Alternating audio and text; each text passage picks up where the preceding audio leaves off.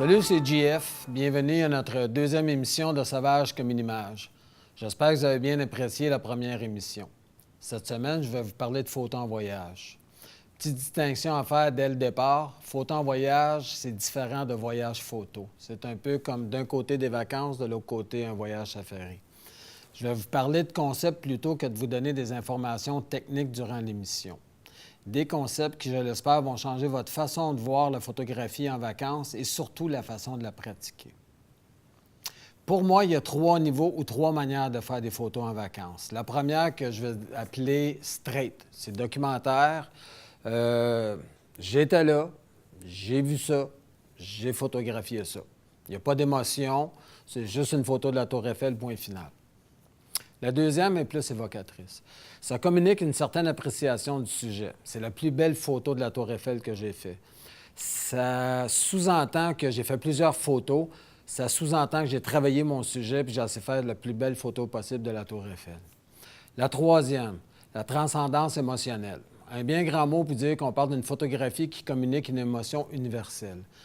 Ainsi, quand je regarde une photo de la Tour Eiffel, je ressens Paris, ville de l'amour, je ressens de la joie de voyager. Il y a quelque chose qui sort de cette photo-là. C'est plus qu'une photo. Il y a une histoire, il y a un sentiment derrière la photo. Le troisième niveau est le seul qui porte à l'action. Je veux cette photo, je veux visiter cet endroit-là. Autrement dit, on tombe un peu dans le « j'aime ça, je veux ça ». Pour moi, la photo est une excuse pour visiter le monde. Au cours de cette émission, je vais partager avec vous mes expériences dans la photo de voyage. Je vais donc vous parler de techniques de composition. Je vais aussi vous parler de ma façon de travailler sur le terrain. Le premier aspect est souvent le plus négligé, mais combien important c'est la préparation. Aujourd'hui, la qualité de votre préparation va être déterminante pour une expédition de photos. C'est directement proportionnel à la quantité de chances que vous aurez de faire de belles photos. On va se mettre en appétit avec un petit segment que j'appelle « Apéro Intello », musique.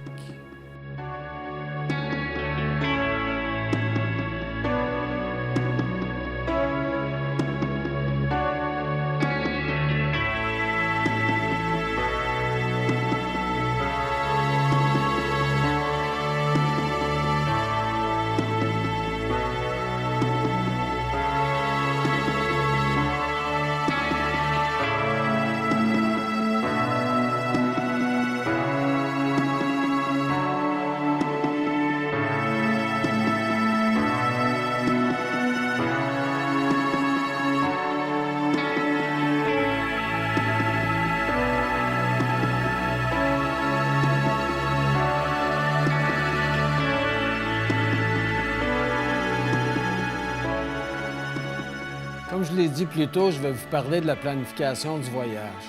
Je suis habitué de me faire dire à quel point je suis chanceux de photographier des magnifiques animaux. Je souris quand les gens me disent ça, puis je réponds que j'essaie d'être prêt à recevoir de la chance. C'est un peu ce que j'appelle créer sa propre chance.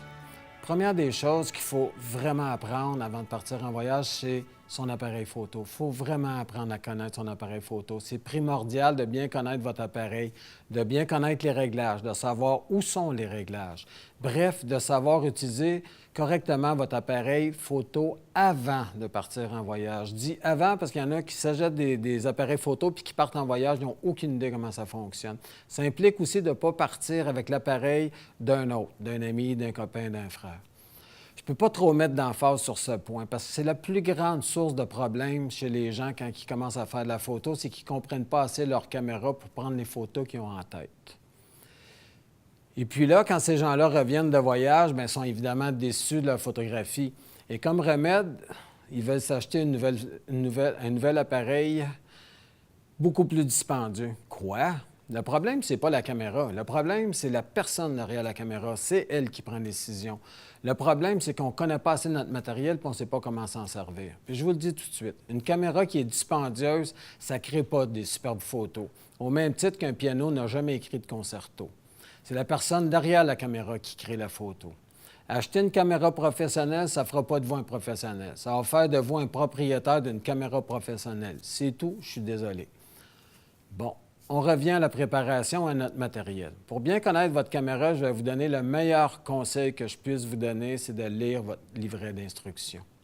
Apprenez où est chaque bouton. Il faut vraiment connaître votre appareil sous le bout de vos doigts. Je sais que personne ne veut lire le fameux manuel d'instructions, mais je vous jure que c'est un des meilleurs conseils que je puisse vous donner. En voyage, on est limité dans le temps et surtout en équipement. Donc, la question qui se pose, on amène quoi en vacances? Première des choses, on amène un sac photo.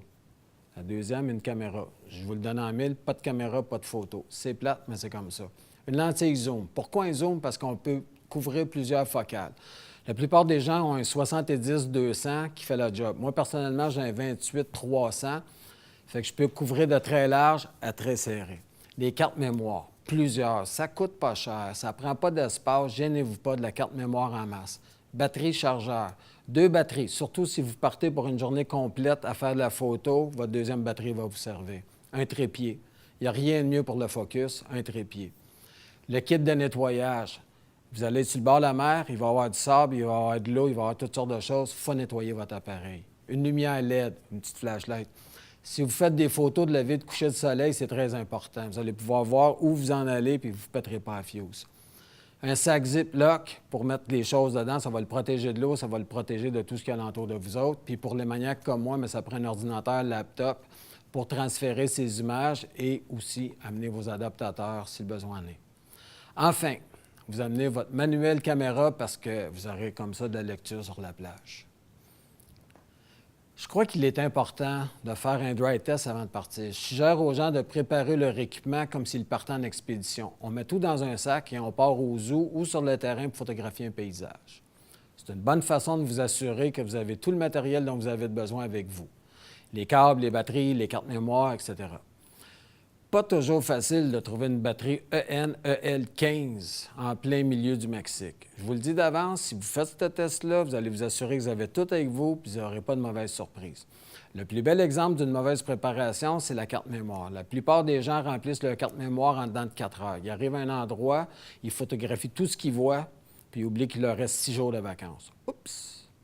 N'oubliez pas, quand vous partez, vous êtes seul avec ce que vous avez apporté. Ça s'arrête là. Il est donc très important de se préparer de façon adéquate. Étudiez votre destination. Pour ça, il y a des livres guides.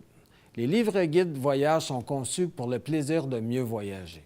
Il y a de nombreuses sections d'information voyage, il y a des renseignements pratiques, il y a des conseils voyage, il y a toutes sortes de choses pour améliorer votre voyage. Aussi, les photos du guide donnent une idée des photos possibles à faire sur les lieux. C'est une excellente façon de voir les opportunités de photos avant de partir. Le logiciel Google Earth. Google Earth offre bien plus que des images satellites. Google Earth permet d'explorer le monde sans quitter votre bureau. C'est enfin un des outils de vérification d'images les plus utiles. Vous pouvez vous rendre sur place puis voir la situation, voir le paysage avant de vous rendre, voir où sont placés les buildings, où tout est. C'est comme aller faire du repérage. L'autre logiciel qui est très bon aussi, c'est The Photographer Ephemeris. Ça, c'est un programme qui vous permet de connaître les répercussions de la luminosité solaire ou lunaire partout dans le monde à une date précise. En français, ça veut dire qu'avec ce logiciel-là, vous allez être capable de planifier une session de photo en sachant exactement où est le soleil à toute heure du jour, où est la Lune à toute heure du jour ou de la nuit, surtout la nuit pour la Lune. Je vous dirais que la préparation, en d'autres mots, c'est d'être au bon endroit au bon moment.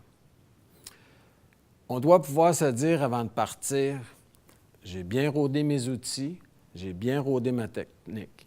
Je me suis familiarisé avec mes sujets et leur environnement pour être capable d'anticiper et de maîtriser les variables et les défis techniques, évidemment. Avec un peu de préparation, une connaissance de l'environnement dans lequel vous vous trouvez et la pratique de quelques techniques avant votre voyage, vous pouvez radicalement améliorer les chances d'avoir de la chance. Nous voici donc rendus au segment de notre émission « Derrière les clichés ». Cette semaine, je reçois Daniel Daigneault. Daniel est journaliste dans le domaine culturel au Québec.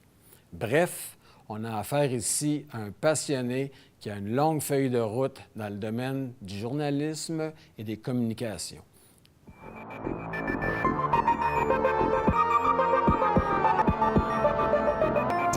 Bienvenue, Daniel, à Sauvage comme une image. Bonjour, salut, ça va? Ça va très bien, toi? Oui, super. J'aimerais que tu puisses te présenter à nos auditeurs parce que tu as un CV long comme le bras. J'ai lu ta biographie, ça remplit une page pleine. Est-ce que tu pourrais nous donner... Bien, en gros, En un gros. aperçu, là, je suis journaliste depuis plus de 35 ans dans le milieu artistique, milieu culturel, et photographe aussi depuis, je dirais, au-delà de 25 ans. Alors, je cumule des fois les deux. Tantôt, je suis journaliste, tantôt, je suis photographe. Pas nécessairement dans le domaine culturel, par contre, pour les photos. Oui, je fais de la photo de spectacle, mais je fais des photos pour monsieur, madame, tout le monde. Je peux faire des mariages, des séances maternité. Je touche vraiment à tout. Je voulais pas me limiter, quand j'ai commencé à faire de la photo, à seulement un domaine en particulier. Tu sais. Je pourrais pas, mettons, comme demain matin, commencer à faire de la photo de bouffe pour un livre. Quoique j'ai déjà fait ça un peu, là, mais tu sais, c'est pas ma spécialité. Mais je pense que tu sais, des photos de maternité, des photos de mariage, des photos de famille, tout ça, il se passe quelque chose. Puis ça, c'est le genre d'affaires qui m'allume, comme faire des photos, évidemment, d'artistes en spectacle ou du portrait. Tu sais.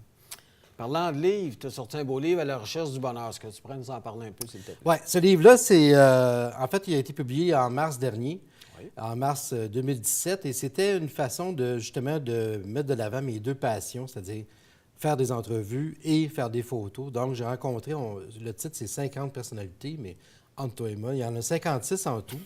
Donc, 56 entrevues avec des gens super connus, d'autres moins connus, et je faisais les photos en même temps. Donc, on faisait l'entrevue qui durait parfois 1 heure, 1h30.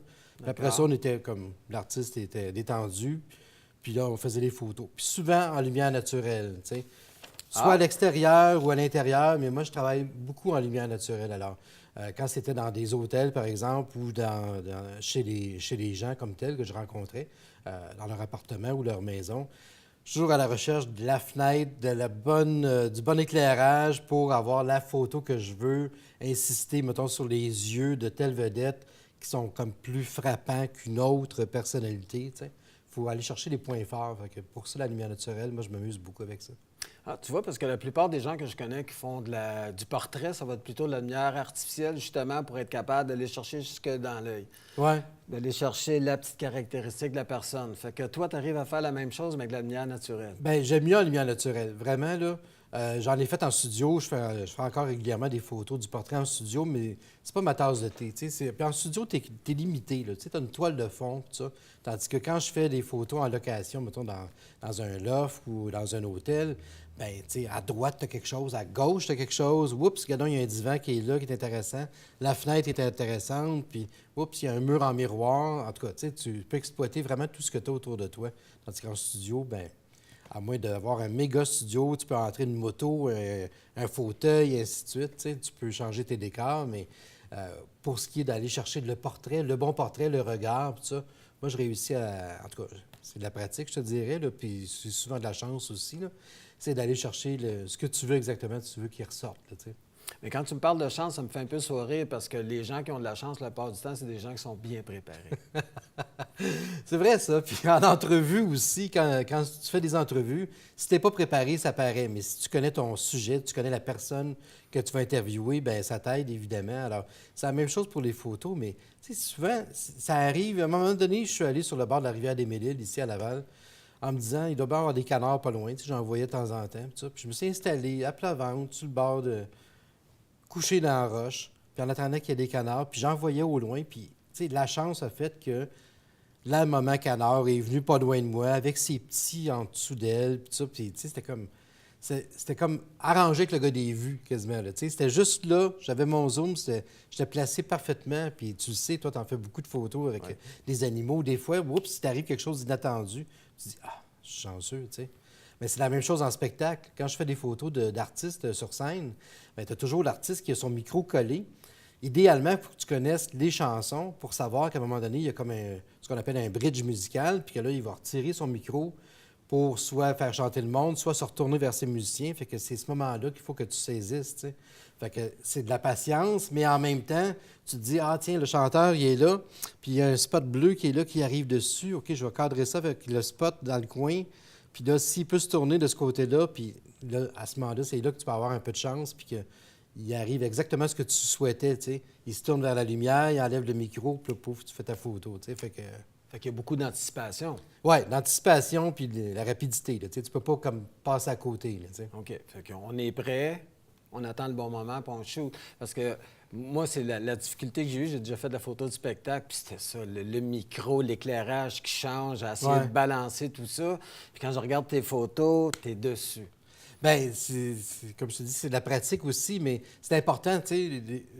Il y en a que les photographes qui m'ont dit, ben non, t'as pas besoin de connaître tes chansons. Oui, c'est important. Si tu connais la chanson, tu sais qu'après le couplet, il y a le refrain, puis après le refrain, oups, il y a un petit truc musical, puis tu sais qu'il ne chantera pas, bien, il ne gardera pas son micro collé sur lui comme ça, tu sais. J'ai fait des photos de John Hallyday au Festival d'été de Québec, quand il est venu il y a quoi, 4-5 ans à peu près.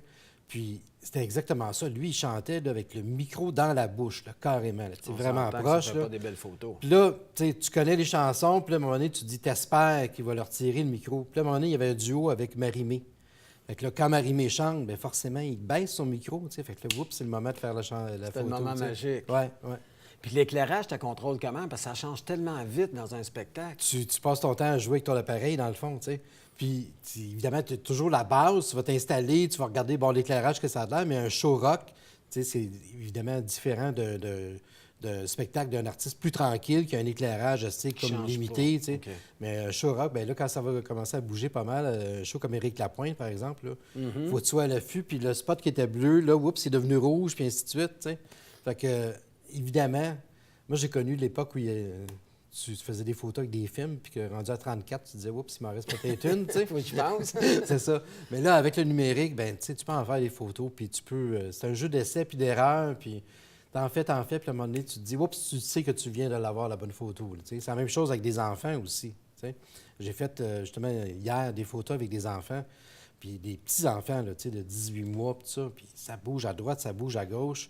Puis il faut que tu sois, à un moment donné, comme patient, mais toujours comme à l'affût, puis pas juste espérer que parce que tu vas appeler l'enfant comme ça, ou tu vas faire un coucou, qui va se retourner vers toi. Il faut que tu sois comme, toujours comme en stand-by. Là. OK. Selon toi, qu'est-ce qui fait qu'une photo est réussie? Quand tu es content de toi, là, c'est à quel moment? Écoute, ça dépend du genre de photo que tu fais. Mais tu vois, je te parlais de mes canards tantôt. Là. Oui. Quand je l'ai fait, la photo, je me suis dit, ah, ça va être super, je suis sûr, j'ai hâte de la voir. J'avais hâte de partir, puis d'aller chez nous, puis transférer ça, puis voir ça sur mon ordi. T'sais. Fait que quand tu as l'idée de base, quand tu vas faire une photo avec quelqu'un, que tu vas faire des photos, tu te dis, OK, une telle, mettons, je veux faire un genre de portrait, je sais pas, vraiment comme je veux avoir une fille qui a l'air songeuse ou quoi. Quand tu vas chercher cette émotion-là, dans le fond, c'est beaucoup d'émotions de la photo, tu sais. Puis moi, j'essaie justement d'aller chercher ces émotions-là chez les gens. Sur mon site, mon thème, si tu veux, c'est des photos qui parlent. Puis c'est exactement ça. Je pense qu'une photo, ça se doit de parler, ça doit... Tu sais, tu peux pas regarder une photo, c'est comme un tableau, tu sais. Tu peux pas regarder ça puis te dire, oh, ça m'intéresse pas. Faut qu'il y ait une histoire dans C'est ça, la il photo. faut qu'il y ait quelque chose qui se passe. Tu sens qu'il y a une émotion. Quand c'est des chanteurs ou des chanteuses qui sont sur scène, qui ont chaud, la sueur, puis ça, tu vois qu'il y a quelque chose qui s'est passé, là, tu sais. Fait que c'est de capter ces moments-là. Fait que je te dirais qu'une photo réussie, c'est vraiment de pouvoir revenir chez vous avec la photo que tu espérais faire quand tu es parti, tu sais. Est-ce que je pourrais dire, parce que j'ai déjà entendu un photographe dire ça, puis ça m'a marqué, il disait qu'il faut toujours pas être derrière la caméra, mais bien devant la caméra. Donc, penser à notre image avant de la shooter. Pas nécessairement. Pas nécessairement. Tu sais, quand tu sais ce que tu veux à la base, là, je te donne l'exemple de Roselyne Fillon, la plongeuse. D'accord? Quand elle est revenue des Jeux olympiques avec sa médaille et tout ça, moi, je me suis dit, j'aimerais ça faire des photos d'elle à la piscine olympique où elle s'est entraînée durant 20 ans, mais pas la photo classique qu'on a vue d'elle en maillot sur le plongeon ou assise sur le plongeon. J'en ai vu plein de photos comme ça. Puis là, Roselyne m'a dit, ben, je vais apporter 2 maillots. Je dis, non, tu n'apportes pas de maillot. Ah. Tu viens habillé comme tu es.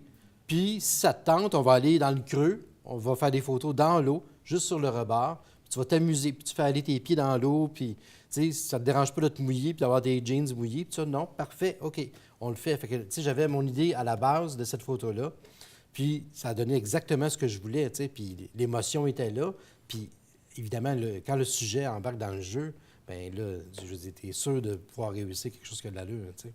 Justement, je me posais la question, le fait que tu travailles avec des artistes, la plupart du temps, ça fonctionne comment? Parce qu'on a toujours l'impression qu'ils sont un peu prima donna, que tu peux faire ça, mais tu peux pas faire ça. T'arrives-tu à faire pas mal ce que tu veux? Je te dirais que c'est un peu... évidemment, quand tu connais les artistes, tu sais, j'ai la chance de les connaître tous depuis 35 ans, tu sais. Fait que c'est facile d'arriver puis de dire, OK, j'aimerais ça faire une photo avec toi puis que ça ressemble un peu à ça, puis qu'on fasse quelque chose que, tu sais, mettons, tu sais, Charles Lafortune, on va monter sur le toit du bureau où tu travailles, puis avec le vieux port en arrière-plan, puis je veux que tu aies l'air comme bien cool, bien relax. Tu sais, tu y expliques, puis tu l'as, la photo, là, tu sais. Habituellement, c'est sûr qu'il y en a qui jouent moins le jeu, qui aiment moins ça. À ce moment-là, il faut que tu sois comme plus rapide, puis il faut t'expliquer vraiment ce que tu veux comme photo. Tu sais. Tu veux juste un portrait ou tu veux juste quelque chose de plus recherché? Tu sais. Tu vas aller, évidemment, avec quelqu'un qui va vraiment te donner du temps, bien, tu vas fouiller un peu plus. Là, tu sais. Dans toutes les photos que tu as prises, laquelle qui t'a marqué le plus, puis pourquoi? Seigneur, il y en a beaucoup. Je te dirais, à un moment donné, je suis allé à New York, à l'atelier de la peintre Corneau. Oui. J'avais réussi à me faire inviter là, puis tu sais, un atelier, écoute, super grand, immense, avec toutes ces grandes toiles disposées sur les murs. Puis j'avais l'impression, tu sais, de vivre un moment privilégié, là, tu sais, d'arriver là, puis comme un moment unique, tout seul avec elle, à faire des photos et à faire une entrevue aussi. Je faisais les deux, tu sais. Puis là, bon, évidemment, elle est décédée. Puis après ça, je regardais ces photos-là, je me disais, bon, c'était, tu sais, t'as encore plus le sentiment d'avoir vécu quelque chose de spécial, tu sais. Ou comme récemment, je suis allé faire Jean-Pierre Ferland chez lui. Oui. Puis je suis débarqué là, puis c'était à l'occasion de la sortie de son nouvel album. Puis on se connaît depuis 30 ans. Fait que là, il me dit, tu sais que tu es le premier journaliste qui va entendre l'album. Fait que je te fais écouter ça, puis tu me dis qu'est-ce que tu en penses. Fait que là, c'est le travail du journaliste, puis on jase comme deux vieux chums. Puis, à un moment donné, il est venu le temps de faire les photos. Puis, tu sais, super cool, il sait. Tu sais, un vieux routier comme Jean-Pierre Ferland, il sait qu'il faut prendre le temps pour faire les photos. Puis, Il connaît la game. Oui, puis quand je lui demande, regarde, on est sur son terrain, j'aimerais ça que tu me fasses un air, là, que tu sais, juste que, regarde, laisse-toi aller, fais comme si je n'étais pas là, fais juste regarder ton champ, puis ton lac là-bas, puis ça. Puis, tu sais, ça a donné les photos que je voulais exactement, tu sais, comme le monsieur sur son terrain, super cool, super relax. Puis Ça le c'était représentait efficace. bien. Ouais. Avant de terminer, j'aimerais que tu donnes des conseils aux gens qui nous écoutent à la maison. Quelqu'un qui veut faire de la photo professionnelle, quels conseils tu pourrais lui donner? Soyez passionné. Il faut être passionné, curieux, puis rapide, puis ouvert aux suggestions aussi. Souvent, les gens vont me dire Ah, je veux des belles photos de maternité. Ça te dérange-tu si je t'envoie des photos, tu sais, pour te donner une idée de ce que je voudrais? Bien oui, envoie-moi-en, puis à partir de ça, moi, je vais construire la séance photo, puis on va travailler ensemble. Parce que quand tu fais des photos avec quelqu'un, entre autres, c'est pas comme le photographe et le sujet, c'est comme une équipe, dans le fond. Tu sais, que tu fasses des photos du portrait ou des photos de famille, puis tout ça. J'essaie, moi, autant que possible, que les gens en viennent à m'oublier, à oublier qu'il y a un photographe, puis que ça soit naturel. Puis bon, prenez votre verre de vin, trinquez entre vous autres, faites comme si je n'étais pas là, tu sais. Puis à ce moment-là, tu captures des moments vraiment comme... Unique. Oui, unique, puis les gens ne posent pas pour la caméra, tu sais. Fait que dans le fond, c'est peut-être moins de rechercher le portrait comme tel, puis d'être plus comme naturel, des photos plus spontanées, puis d'y aller vraiment comme, avec ton appareil, là, vraiment être comme un tireur, là, tu sais, comme prêt à dégainer avec ton appareil, juste, tu vois quelque chose qui se passe, tu as un enfant qui s'en vient en courant tout à coup, qui était comme stable dans un coin, puis là, il se met à courir, oups, tu sors tout de suite ton appareil, puis je pense qu'il faut être vraiment à l'affût puis curieux, puis moi, à chaque fois que je vais faire une séance photo avec, que ce soit, comme je te dis, spectacle ou quoi, je me sens encore comme un petit cul, vraiment. Là. La passion toujours. Comme là. quand j'avais mon premier appareil, quand j'avais 16 ans, puis je tripais à faire des photos, puis après ça, triper dans ce temps-là, c'est de faire développer le film, puis ça, mais, tu sais, de triper, de voir le résultat après ça, tu sais, de le voir sur ton ordinateur, puis dire, oui, j'ai vraiment capté le bon moment, l'expression faciale est là, on sent qu'il se passe quelque chose, tu sais. Bien, merci beaucoup. Bien, ça me fait plaisir, c'était vraiment intéressant.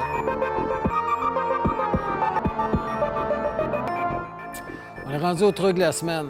Cette semaine, je vais vous montrer comment nettoyer votre appareil correctement. Il y a 2 temps qu'on nettoie notre appareil avant d'aller prendre des photos parce qu'on ne veut pas qu'il y ait rien sur la lentille. En revenant, parce qu'on ne veut pas qu'il y ait rien sur la lentille non plus. La plupart des gens, ce qu'ils vont faire, c'est qu'ils vont tout de suite commencer avec un linge, ils vont frotter. Si jamais vous avez quelque chose qui est abrasif, là, on parlait de photos en vacances, du sable, vous allez scraper une lentille, c'est certain. Moi, ce que je vous conseille, c'est d'acheter ça. La première chose que vous avez besoin pour nettoyer, c'est ça. On prend la lentille doucement, puis on s'approche à peu près à 2 pouces. Puis là, on nettoie parfaitement tous les gros grains. De toute façon, la plupart du temps, sont très faciles à voir. Fait qu'on y va. Ça peut prendre 1 minute, ça peut prendre 2 minutes, ça dépend toujours de ce que vous avez. Mais comme ça, vous allez éviter d'égratigner votre lentille. Deuxième chose à faire, c'est un petit balai comme ça. La même chose, on part toujours du centre en faisant des ronds vers l'extérieur. Fait qu'on y va vraiment doucement comme ça. Puis on se dirige tranquillement vers l'extérieur, puis on s'assure évidemment qu'il n'y ait pas de morceaux, rien. On le fait 1 ou 2 fois comme ça, tout doucement. Ça va enlever tout ce qui est poussière et choses du genre. Après ça, on peut sortir nos petites choses comme ça, nos petites serviettes. La bonne vieille façon qu'on m'a enseignée, c'est que le meilleur liquide, on l'a déjà avec nous. On part du centre, on s'en va vers l'extérieur. On refait la même chose. On va vers l'extérieur. Je vous dis de prendre votre haleine parce que la plupart du temps, les gens vont vous vendre des petits liquides. Ça va laisser des couches et ça va maganer votre lentille en même temps. La plupart du temps, ce qui va arriver, c'est que, le terme français, je ne l'ai pas, c'est coated. Votre lentille est déjà protégée et vous allez enlever tranquillement cette protection-là en utilisant des divers liquides. Ce qui est important de faire aussi, c'est les autres articles de votre caméra. Dans un couvercle comme ça, il y a une quantité énorme de sable qui va s'accumuler. On ne s'en rend pas compte. C'est très volatile. On le nettoie bien. On peut commencer avec ça ou le balai, un des deux. Là, il n'y a pas de danger d'égratignure. On peut le faire avec ça. Et évidemment, les articles comme ça aussi, ça ramasse du sable sur le côté. Il faut vraiment bien les nettoyer avant et après. Je voudrais en profiter pour vous remercier. Je pense qu'on a eu une excellente émission, on a eu une excellente invitée. J'aimerais bien ça vous revoir la semaine prochaine avec notre 3e émission. Bonsoir à tout le monde, au plaisir de se revoir.